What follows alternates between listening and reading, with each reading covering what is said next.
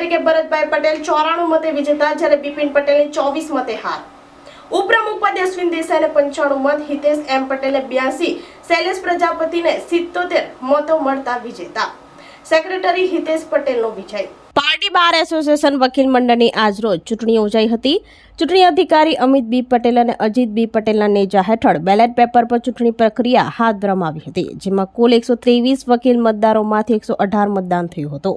પ્રમુખ પદ માટે ભરતભાઈ પટેલ અને બિપિન પટેલ વચ્ચે થયેલ ચૂંટણીની મતગણતરી હાથ ધરવામાં આવી હતી, જેમાં ભરતભાઈ પટેલને 94 મત અને બિપિન પટેલને 24 મત મળતા પ્રમુખ પદે ભરતભાઈ પટેલ વિજેતા રહ્યા હતા, જ્યારે 3 ઉપપ્રમુખ પદ માટે 4 ઉમેદવારોએ ફોર્મ ભર્યા હતા, જેમાં અશ્વિન દેસાઈને 95, હિતેશ એમ પટેલને 82, શૈલેષ પ્રજાપતિને 77 મતો મળતા ઉપપ્રમુખ પદે વિજેતા રહ્યા હતા, જ્યારે રોનક રાણાને 58 મત મળતા પરાજય થયો હતો। તેમજ સેક્રેટરી હિતેશ આર પટેલને 83 મત મળતા વિજેતા, જ્યારે અમિત ટી પટેલને 35 મત મળતા પરાજય બન્યા હતા, તથા જોઈન્ટ સેક્રેટરી તરીકે રિંકલ એચ દેસાઈ 61 મતે વિજેતા બન્યા હતા, જ્યારે ભાર્ગવ પંડ્યાને 56 મત મળતા તેમનો પરાજય થયો હતો। આમ એકંદરે શાંતિપૂર્ણ વાતાવરણમાં ચૂંટણી પ્રક્રિયા સંપન્ન થઈ હતી। ભરતભાઈ પટેલની પેનલના ખજાનચી મિતેશ ભંડારી, સહખજાનચી જીનલ હળપતિ, alarm Shweta Rana, librarian Jinesh મપારા, librarian યક્ષ યાદવ, માંગીલાલ પુરોહિત, વત્સલ દેસાઈ બિનહરીફ ચૂંટાઈ આવ્યા હતા, ત્યારે ભરતભાઈ પટેલની પેનલનો દબદબો રહ્યો હતો।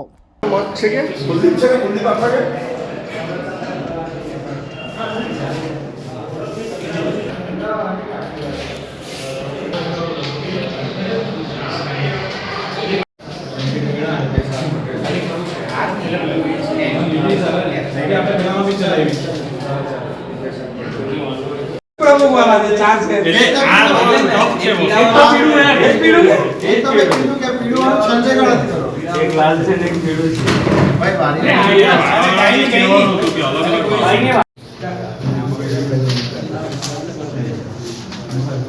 और बड़े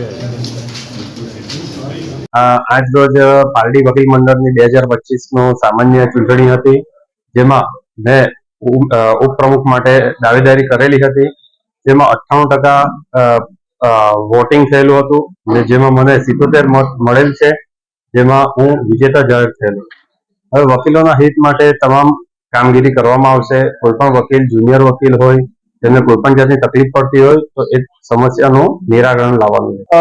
બિનહરીફ જે જાહેર કર્યા એ અમે અંદર વકીલોએ નક્કી જ કરેલું હતું કે અમુક જે પોસ્ટ છે તે લગભગ એટલે કે બધી જ પોસ્ટના માટે અમે નક્કી કરેલું હતું કે આપણે બિનહરીફ જ લાવ્યા છે, અને પાર્ટીનો ઇતિહાસ છે એ ફર્સ્ટ ટાઈમ આ વખતે ચૂંટણી થઈ છે, અને બિનહરીફમાં અમને જે અમારા જે હાલના બી પ્રમુખ, ત્યારના પણ પ્રમુખ ને ભવિષ્યના બી પ્રમુખ, એમણે કીધું કે તમારે આ હોદ્દા ઉપર ઉભી રહેવાનું છે, એટલે અમે જે બિનહરીફ જેટલા છે એટલે એમની નેતૃત્વની હેઠળ અમે ઉભી રહી ગયા છે, અને અમે કામગીરી કરતા આવેલા છે, કરતા રહેશું અને કરીએ છીએ। ત્યારે જે કોઈ જીતા છે એ અમારા વકીલ મિત્રો જીતા છે।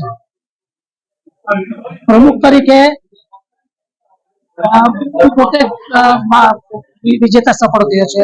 ઉપપ્રમુખમાં અમારા અશ્વિનભાઈ અને શૈલેષભાઈ અને હિતેશભાઈ, અને સેક્રેટરી તરીકે આપણે હિતેશભાઈ અને જોઈન્ટ સેક્રેટરી તરીકે અમારા રિંકલભાઈ। આ રીતે 6 ઉમેદવારો, અત્યારે 10 માંથી 6 ઉમેદવારો જીત થઈ છે। ડેમોક્રેસી છે એટલે કોઈ બી ઉમેદવારી કરી શકે, અમારી વકીલ છે, વકીલોની એકતા છે એ અમે જાળવી રાખીશું। ખુશી તો હવે સ્વાભાવિક હોય જ છે, જીતે તો ખુશી અને નીચે હારે તે ગમગીરી સ્વીકારી લે। શું લાગતું હતું પેનલ જેવું કઈ છે જ નહીં મારે, મતલબ હા અમે ઉભેલા ને 4 અમારા જીતેલા, 2 હા પણ તે બી અમારા જ છે, એટલે જીતેલા હારે લોકો સવાલ રહેતો નથી। રસાકસીમાં એવું છે ને કે આ બધા વકીલો જ છે। વસ્તુ એ છે કે કોઈ સામાન્ય જનતા નહીં મળે કે તેને તમે લોભ લાલચ પ્રલોભન આપી શકો। વકીલની ચૂંટણીમાં એટલું જ લોકો વકીલ લોકો જોતા છે કે કોઈ વકીલ એમનો સ્વભાવ અને એમના સંબંધ, આ 2 વસ્તુ મેટર કરે। આ સ્વભાવ ને સંબંધના લીધે જ જે આ જીતા છે એ ફક્ત એના લીધે જીતા છે, અને અમે અમારો જે પારડી વકીલની જે એકતા જાળવવાની છે એ હંમેશા જળવાઈ રહે। બધા વકીલો જે હાથે જ રહેવાના છે। ચૂંટણી આજે છે, કાલે નથી। કેટલા વર્ષ માટે? આજે 2 વર્ષ માટેના અમે છે ચૂંટાયામાં। 2 વર્ષમાંથી અમારી કામગીરી છે કે વકીલોના હિત માટે જે બી કંઈ કામ કરવાનું હોય કોર્ટમાં રજૂઆત કરવાની, હાઈકોર્ટમાં રજૂઆત કરવાની, અને સૌથી અમારો મહત્વનો મુદ્દો એ છે કે પારડી કોર્ટ જે નવી બિલ્ડિંગ છે એ જલ્દીથી જલ્દી અમારા જે 2 વર્ષના કાળના અંદરમાં બની જાય એવી અમારી ખાસ કરીને અમે એના પર અમે ધ્યાન આપતા. અમારી પારડી 12ની ઉપપ્રમુખની ચૂંટણીમાં સૌથી વધારે રસાકસી હતી.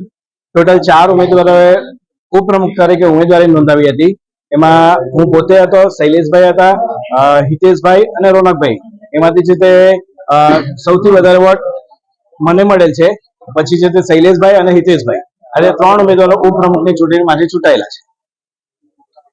રસાકસી અમારી ઉપપ્રમુખની ચૂંટણી પુષ્કળ હતી, પણ બધાએ ખેલદિલી બતાવી, બધાએ હળીમળીને ચૂંટણી પૂરી કરી છે, અને એ જે બી મતલબ પરિણામ આવ્યું છે સૌએ પ્રેમથી સ્વીકાર્યું છે.